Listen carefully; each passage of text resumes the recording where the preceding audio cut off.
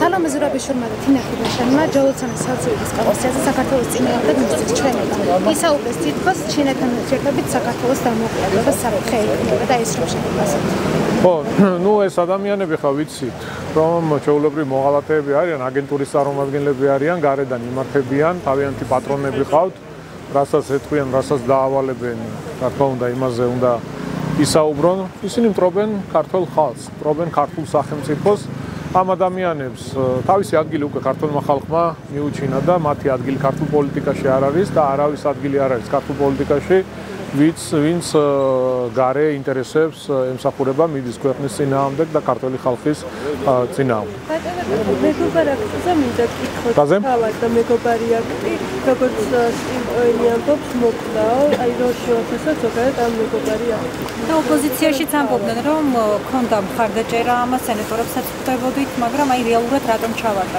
ხო, ეს რეალურად მტრული აქტი იყო, ხო, ყველამ ვიცით, ხა მეგობარი, ბჭყალებში მეგობარი იყო, არანაირი მეგობრობის არაფერი არ ეწერა, მხოლოდ და მხოლოდ მტრული ქვეყნის ქართული ხალხის წინააღმდეგ, ქართული სახელმწიფოს წინააღმდეგ და ყველაზე მძიმე და ყველაზე მთავარი რაც არის, გაჯერებული იყო სისულელეებით, ტყუილებით, ცილის სამებაზე იყო დაფუძნებული და მაშინ, როდესაც ჩვენ გამოდივართ და ვამბობთ, რომ მნიშვნელოვანი ამერიკის შეერთებული შტატებთან ურთიერთობები ახალი ფურცლიდან დაიწყოს, გადაიტვირთოს, მეგობრობა, პარტნიორობა მნიშვნელოვანია, რა თქმა უნდა, ამ ტიპის აქტის მიღება იქნებოდა ძალიან მძიმე.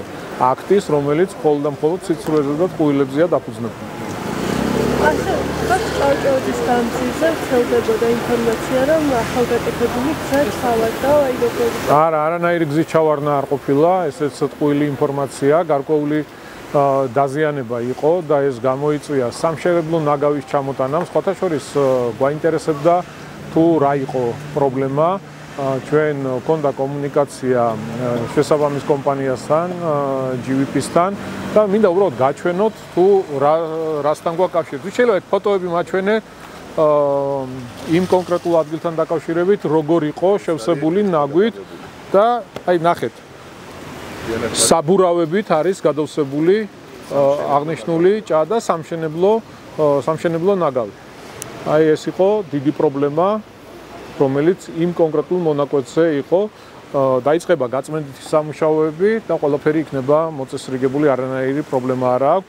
ძალიან დიდი ნალექი მოვიდა და აღნიშნულმა რეაბილიტირებულმა კონკრეტულმა გზის მონაკვეთმა, ჩოლოყაშვილმა, წერეთელმაც და ვაკის სასოფლო წინ არსებულმა ტერიტორიამ უპრობლემოდ გაუძლო, არანაირი პრობლემა არ ყოფილა. ერთადერთი რაც გაჩვენეთ, რა იყო საბურავებით ამოვსებული სანიაღვრე სისტემა, რამაც გამოიწვია ეს პატარა პრობლემა, რომელიც მოწესრიგებულია. მადლობა.